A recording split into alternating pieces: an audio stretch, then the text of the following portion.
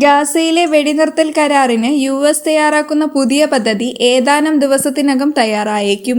ഖത്തറും ഈജിപ്തും USഉം ചേർന്ന് നേരത്തെ നടത്തിയ മധ്യസ്ഥ ശ്രമങ്ങൾ പരാജയപ്പെട്ടതോടെയാണ് പുതിയ വ്യവസ്ഥകളോടെ കരാർ ഒരുങ്ങുന്നത്. തെക്കൻ ഗാസ ഈജിപ്ത് അതിർത്തിയിലെ ഫിലാഡൽഫിയ ഇടനാഴിയിൽ സൈന്യം തുടരുമെന്ന ഇസ്രായേൽ നിലപാടിലും ബന്ദികളെ മോചിപ്പിക്കുന്നതിനും പകരമായി ഇസ്രായേൽ ജയിലിൽ നിന്നും വിട്ടയക്കേണ്ട പലസ്തീൻ തടവുകാരുടെ എണ്ണം സംബന്ധിച്ചുമാണ് തർക്കം. ഈ തർക്കം പരിഹരിക്കാനുള്ള ശ്രമമാണ് ഇപ്പോൾ നടക്കുന്നത്.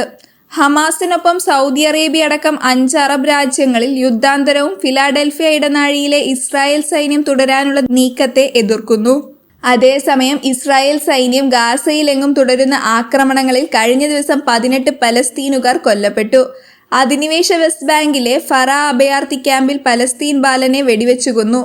ഒന്നിലധികം വെടിയുണ്ടകളേറ്റു വീണ 16കാരനെ ആംബുലൻസിൽ കയറ്റുന്നത് ഇസ്രായേൽ സൈന്യം തടഞ്ഞതായാണ് റിപ്പോർട്ട്. വെസ്റ്റ് ബാങ്കിലെ കിഴക്കൻ ജനീനിയിൽ 4000 പലസ്തീനുകാരെ തോക്കു ചൂണ്ടി സൈന്യം വീട്ടുകളിൽ നിന്നും ഒഴിപ്പിച്ചു. ഇസ്രായേൽ ആക്രമണങ്ങളിൽ ഇതുവരെ ഗാസയിൽ 40,878 പലസ്തീനുകാർ കൊല്ലപ്പെട്ടു.